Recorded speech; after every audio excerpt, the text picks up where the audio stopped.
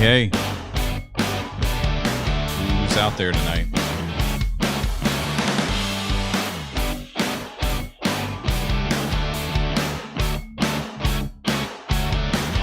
Hey, Leslie, how are you? Doris, Jackie, Annette, Wanda, Gina, Reggie, Patrick, Gina Roll, Schroeder, Jill, Linda, Debbie, Elaine, Kitty, Aaron. Hey guys, this is Jim with Crawfordology, where we talk about the things that you care about. And I'm sure there's very few things you care about in the news these days.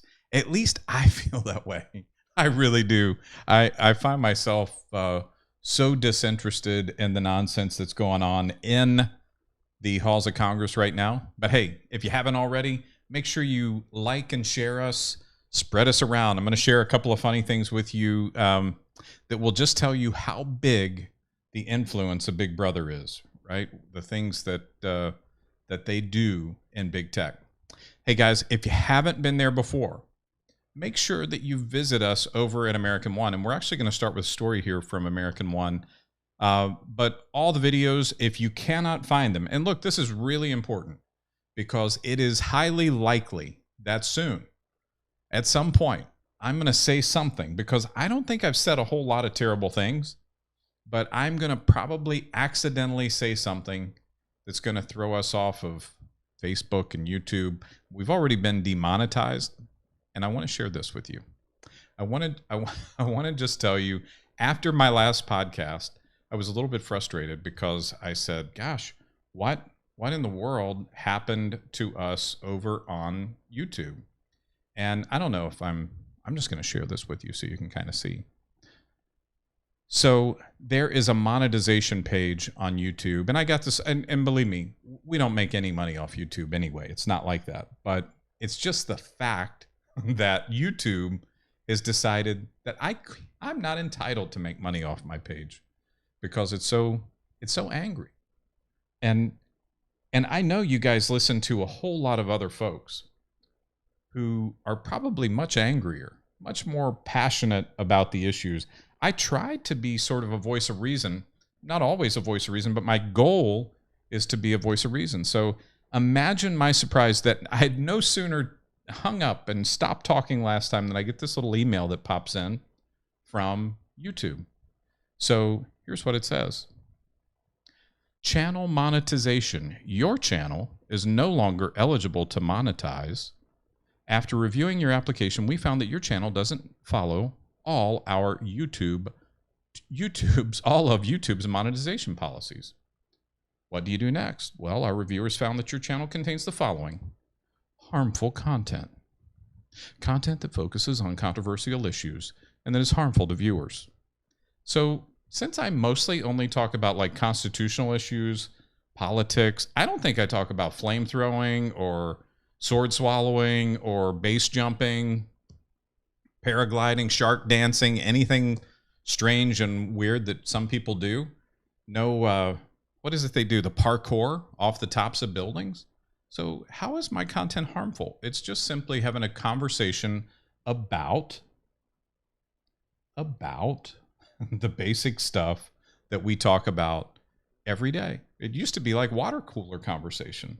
So what do you think about this? What do you think about that? Now, I thought this was funny, so I clicked the little button that said learn more, and let me show you what they gave me. You can actually go to school on this stuff. So, harmful content. You know, I don't really see harmful content other than it's just everything in here. So violence, adult content, shocking content, harmful or dangerous acts. I don't have any of those. We're not doing harm. Are you guys secretly posting harmful and dangerous acts to my YouTube page? I don't think so. I just don't believe it. So I found it kind of ironic that, one, my little following on YouTube, we have like 1,700 followers on YouTube. And most of our followers, as you know, are on Facebook, right? But they want to make sure. So why does that mean? That just makes American One that much more important. that if you come to American One, you can at least hear what I have to say without a censor, without anybody throwing things out, without anyone saying, hey, Jim, that's harmful and dangerous right there. You can't let your people hear that. If you start talking, letting your folks hear that kind of stuff, God knows what they'll think of next. They might believe that they're free, that they can actually have freedom of thought. Now, Jim, that's where things get crazy. So folks, how silly. What sort of impact could I possibly have with my 1,740 people? So Harry says I can't talk on American One. What do you mean I can't talk on American One? I thought I was talking on American One. Is something amiss? Hopefully, Harry, nothing is amiss on American One. If it is, let us know because we'll fix it. We also have a Roku channel. Guys, I haven't even posted some of these places that we're streaming. So there's Roku channel, there's some apps, there's some other things out there that you can actually download an app and watch us. I need to find out more. I will promise to find out more this week. Oh, yeah. Harry says, we can't talk. We're trying to figure that out. We're trying to figure out how we can give you guys a way to stream discussion because we know that's really what you like. The folks who, but it's funny, Harry, because you're on YouTube. The people on Facebook, can you see the people on Facebook, Harry? Can you see their comments? I'll just be curious because a lot of folks are there on the other places doing their thing, right? I see, like when I'm here, I watch this kind of constant scroll of things that are happening. Now, I do want to, before I forget, because this is really important to me, I have, okay, awesome. So you can see it. So you can see it on YouTube and you can see it on Facebook. So I have a cousin, really, I suppose kind of like a second cousin, but I grew up, seeing her at family reunions, and I want to, it's her birthday today. So I want to say happy birthday to Betty Hampton in Kentucky today. Happy birthday to you, Betty. I know you watch sometimes. I see you in here. So I love when I get a chance to say it. Happy birthday, Betty. Super. I am so happy that all of you can dial in still. Gino says, are we going to lose our gun rights? Well, Gino, that is the $1 million question. I don't think we can lose our gun rights. Not technically. They could be.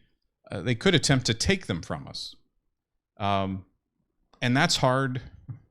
That's really hard to say.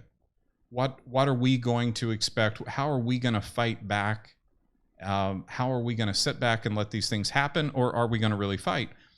I want to go over to this article on American One because I think this is really important. Let me see if I can make that. There we go. Virginia sheriff puts Biden's immigration policies on blast, dismantling ICE. So yeah, you can dismantle an organization by just goofing it up another way. Hey, that's awesome. Thank you all for saying happy birthday to Betty. So you can mess with what they're allowed to do. You can tell them they're not allowed to arrest, that they're not allowed to do various things. Whatever you want to do when you're president, you come out. Apparently, this is what Joe Biden feels. You come out there and you do whatever you like. Just change the rules. Hey, you guys can't do your job.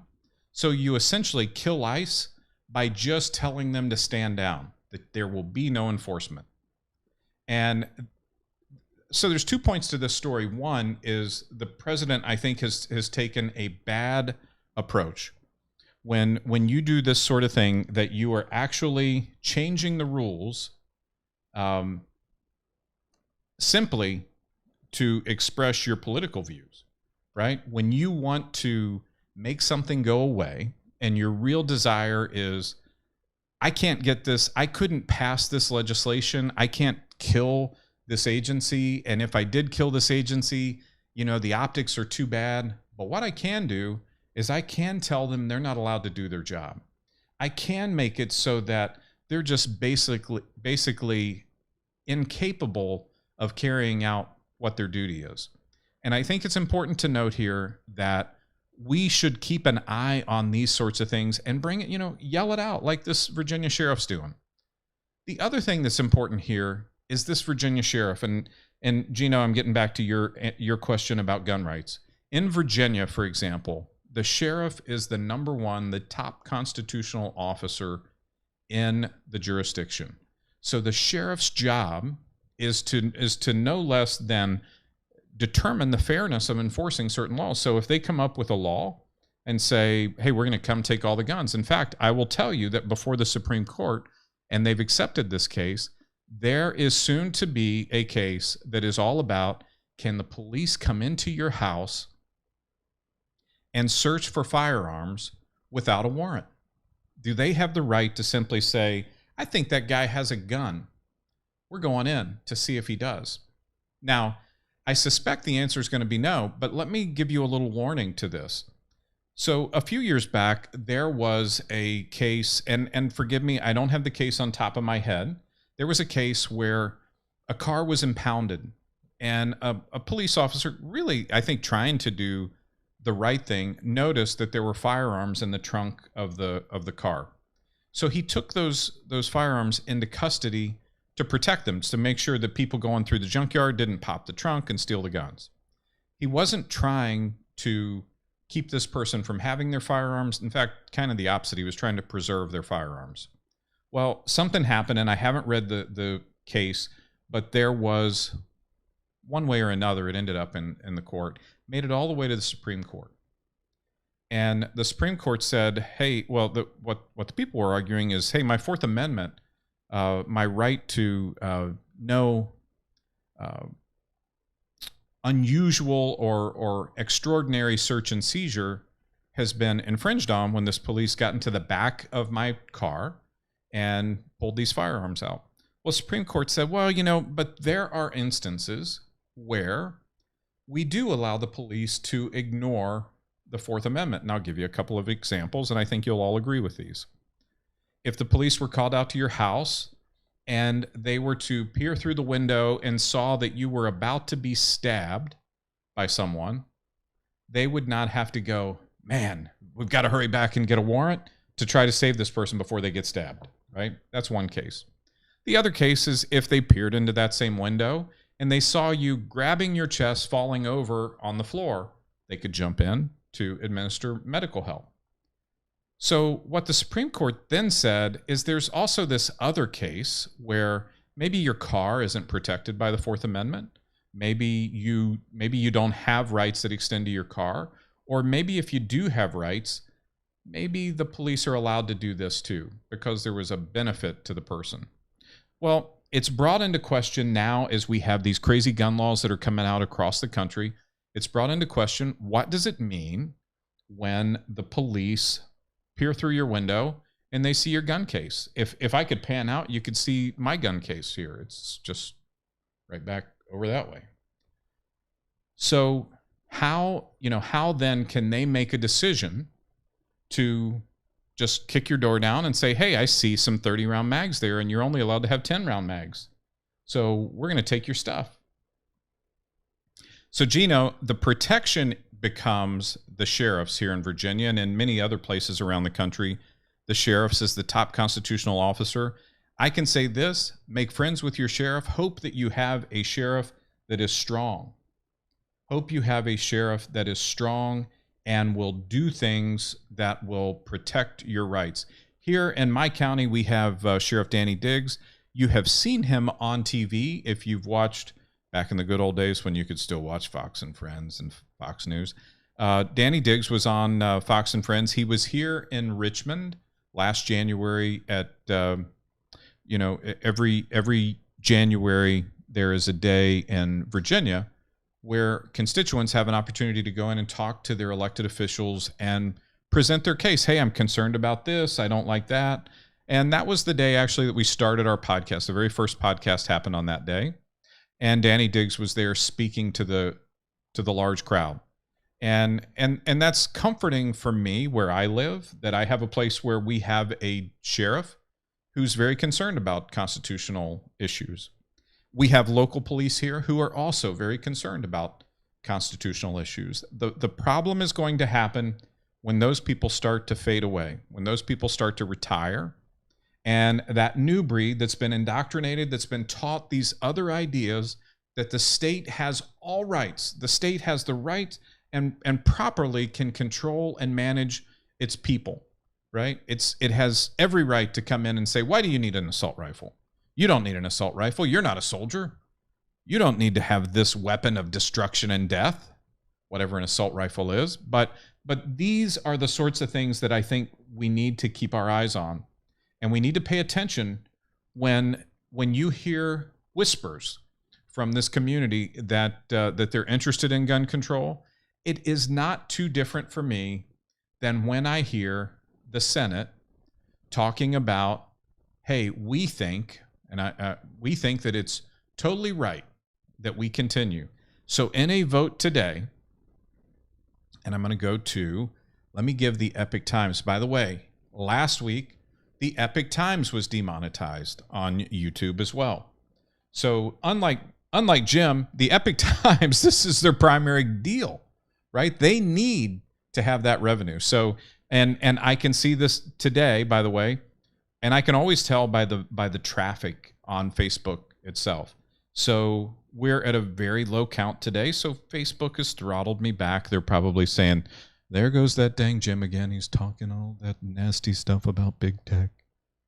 So 6 Republican senators joined the Democrats to decide that it is in their mind constitutional for this impeachment to go on. So the usual suspects, Susan Collins from Maine, Lisa Murkowski from Alaska, Mitt Romney from Utah. I mean, I would actually put those folks in the independent column or maybe even in the Democrat column most of the time. Ben Sasse from Nebraska, Bill Cassidy from Louisiana, and Pat Toomey from Pennsylvania. Now, Pat Toomey has always hated Donald Trump, just like Mitt Romney has always hated Donald Trump. But do remember how Mitt sucked up to the president when there was an opportunity for him to come, and when he wanted that Senate seat and he wanted Trump's endorsement in Utah, and how he was able to go out there, and we all saw the images of that. So those 6 folks voted in favor of continuing on. Now, Cassidy, this was Bill Cassidy from Louisiana. This was a new vote for him. He did not vote. There were only 5 of those folks voted to have the impeachment. But now Cassidy decided, hey, I haven't seen enough.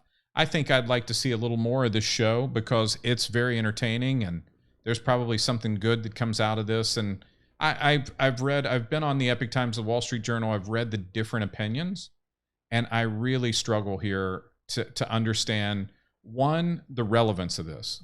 Because essentially what Congress is doing, what the Senate is doing, is they're saying that and this is the argument that the Republicans made, that President Trump's lawyers made, is, hey, the American people are smart enough to determine Donald Trump is out of office now. There is nothing he can do. If you are saying that he committed a crime, then you go down to the prosecutors and you make that case and you have them file charges and arrest him, bring him out in shackles, and treat him as you would any criminal. If he has not done that, you have no right to penalize him through this process just to ensure that he cannot run for office again. Because in the end of the day, isn't it up to the people of America to simply look at the issue, and decide who are the candidates and which candidate would we vote for? So would anyone here be absolutely happy and serious about voting today for the election in 4 years? And that's kind of what they're asking to do. They're asking to take one candidate off the table right now. Let's just get that off the table. And the concern that I have for this is this happens in countries around the world where there are a lot of illegal activity, a lot of challenges. You can look, you see these sorts of things happen in Korea. It used to be that one sure way to know that you were going to prison was become the Korean president. Because as soon as you had finished your term, if you got to finish your term in South Korea, you were headed off to jail. And look at Israel. Benjamin Netanyahu is facing his 15th. I'm making up a number. It's like he gets charged with something all the time. And it's the opposition. They create these issues.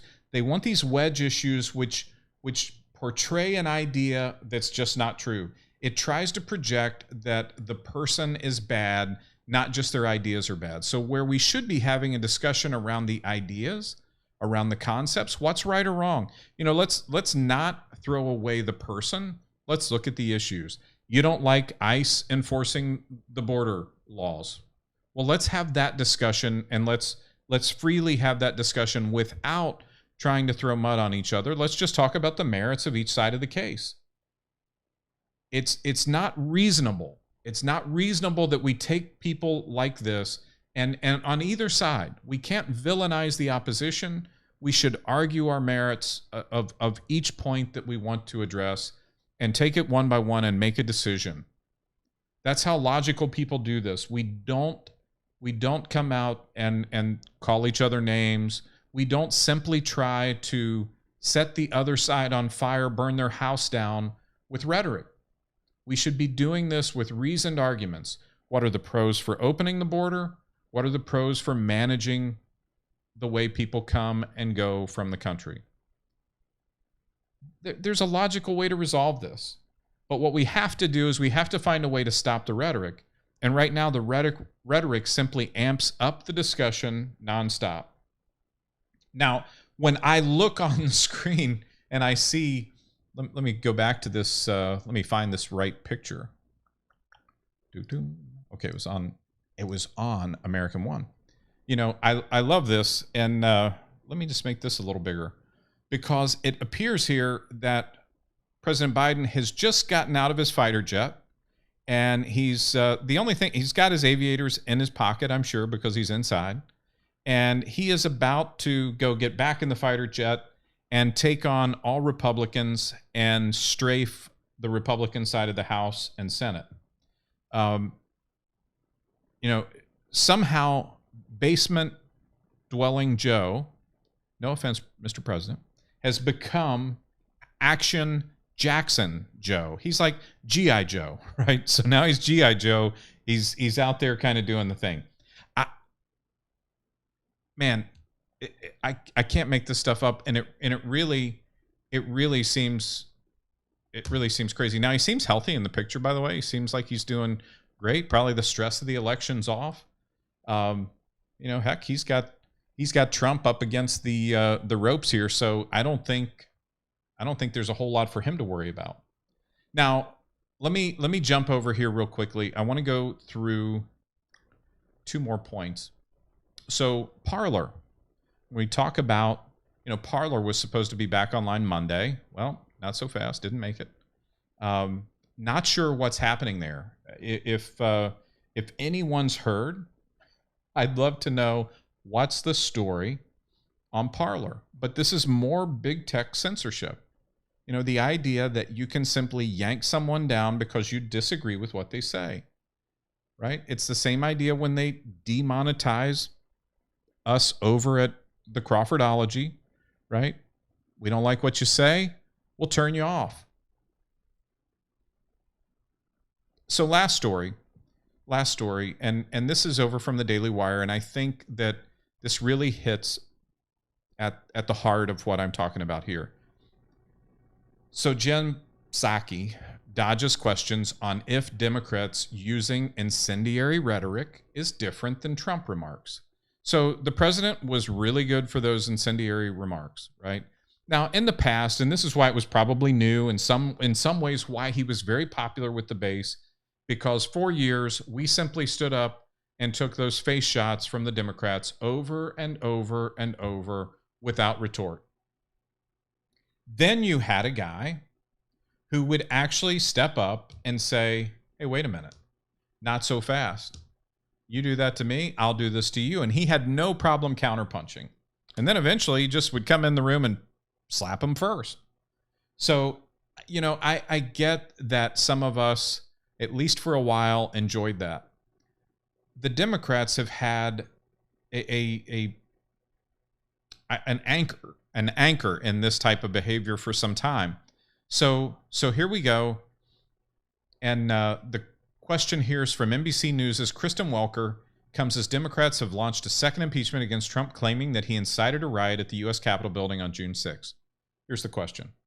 Let me ask you, as millions of people tune in to watch this trial, presumably throughout the week, they're going to see the former president's lawyers argue based on the briefs that they have filed that some Democrats have used incendiary rhetoric, Walker said. They're going to point to Representative Maxine Waters, for example, who in 2018 called on supporters at a rally to confront and at one point harass Trump officials over the support of the child separation policy, the zero tolerance policy. That's something that Cedric Richmond said she had a constitutional right to express those views. So how does the White House view that as any different? Here was her answer. Look, Joe Biden is the president. He's not a pundit. He's not going to opine on the back and forth arguments, nor is he watching them that are taking place in the Senate. Okay, now my truth meter, I need to get the truth meter back out because I do believe my truth meter right now would be going all over the place. I think that there's no chance that Joe Biden isn't watching at some point the Senate, right? Just to enjoy the discussion. Just to enjoy the discussion. So, what are the things that make that make this possible? How is it Joe is able to have, and the Democrats are able to have one standard, while the rest of the country, the Republican side, anybody who disagrees with this very, I don't know if they're popular, but very vocal progressive left. And the answer is they have this right because the press gives it to them, right? Now, there's no follow-up, there's no pressing there, there's no push. In fact, it's probably just weakly accepted that this is okay. So what I want to say to you is let's keep our eyes really peeled on this week. Let's watch and let's see just how fair this argument is. Let's see if the things they do are consistent with the things they said. Do they hold Trump to a higher standard than they did before, than they do themselves? David Gomez is here. Hey, David Gomez. So David Gomez, for those of you who don't know, is one of the largest Trump supporters in the United States. And David comes here and then he acts like he hates Trump. And he says all these things bad about Trump. Actually, not really. So David Gomez, I believe, is a dyed-in-the-wool Democrat. But he comes here to learn things about growing up and how you become more conservative as you grow up. Right? You start to look at these things carefully. Isn't that right, David? So don't worry about David. Don't get too excited or too upset. This is his thing, and I think he likes it when we mention his name. So he likes to be extra inflammatory. So Leslie Savage says he's a troll. Yeah. So Kathy, you're right. Something has to give. I mean, we can't have this sort of pressure just keep going and keep going and keep going. Now, some of you have said you're never going to vote again. I really want to discourage you from that. I will tell you, 27 different state legislatures have taken action to correct and repair their voting rules. Now, what you will hear in the press is they are making things more restrictive. They are making things more difficult. Not true. What they're trying to do is take out the possibility of there being any badness in these mail-in votings or the mailed-out votings. They're saying, hey, we're not going to mass drop ballots. We're not going to do these crazy things. We are going to manage the process. And folks, I will tell you, some of these laws would have never imagined that you would have a group of people thinking around the edges, how can I cheat the system? My belief is, just from the people I know, from the people I talk to, from the way the country's been moving, it's very difficult to believe that Joe Biden won the majority of the votes. However, evidence shows he did. So I have to assume if that is real, then either there were that many people who hated President Trump, there was some voter fraud, or maybe a little bit of both, and maybe there was some other something that happened. I can't say. I'm not getting into that. Believe me, I've already been demonetized. It's not like they can do anything else except for press the off button, and then I won't be able to talk to you guys. So I appreciate that. Look, at the end of the day, we've got to continue to fight and to push back. That means make sure that you've got people that are ready to vote. Make sure that you have people who are registered, who understand the issues, and continue to work on them. If they sound like they're going the crazy way, if AOC has them convinced that the Green New Deal is the way, then work on it. You know, we've got some time. This year in Virginia, we have a gubernatorial election. This year, we'll elect all of the senior leaders in the state, and then next year we'll reelect our General Assembly. So we've got to pay attention. We've got to keep watching, keep working. And that's right. Harry Smith says 18 months till the primers. So we've got primaries that are coming up for next year. Remember, the whole House of Representatives changes out every 2 years. So they may be riding high now. Just give it time, folks. Give it time. Because even Democrats who are reasonable are looking at this and going, hey, this isn't what I wanted. I didn't want to see this. There's absolutely no reason to run the government, to run the people of America through this process at this stage. President Trump is out of office. The only thing he could do at this stage is be reelected. And if he could be reelected, then they're not penalizing him, they're penalizing us. They're saying, we're not going to allow you to reelect him. So interestingly, I'll tell you, there were a couple of things that jumped out today in the news while all of this was going on. And let me see if I can find, oh, here it is. So while all of these crazy things were happening and the country was turning upside down, Huawei in China files a U.S. lawsuit, according to Wall Street Journal, disputing that it is a security threat. The Chinese telecom giant challenged its designation as a national security threat by federal regulators, stepping up its legal challenge in the U.S. despite the change of administration. Wonder what the next step is. Maybe it's going to go to the president, and the president will have to make an assertion on what he believes. So folks, keep your eyes on China. Keep your eyes on where the money's going in this, and ask yourself about those 6 Republicans. Are these folks who are morally obligated? Do they feel a sincere a conviction that President Trump was guilty, or are they scared politicians who simply want to ensure that they alienate the smallest number of people so that they can keep their job? Folks, we don't want people who hit that second group. We want people who aren't afraid to go into their office, make decisions for the people, and then let the chips fall where they may. They have to have a belief. Either he's guilty or he's not. If he's not guilty, going there and allowing this fiasco to continue, they already know they don't have the votes. They do not have the 2/3 vote in the Senate to convict President Trump.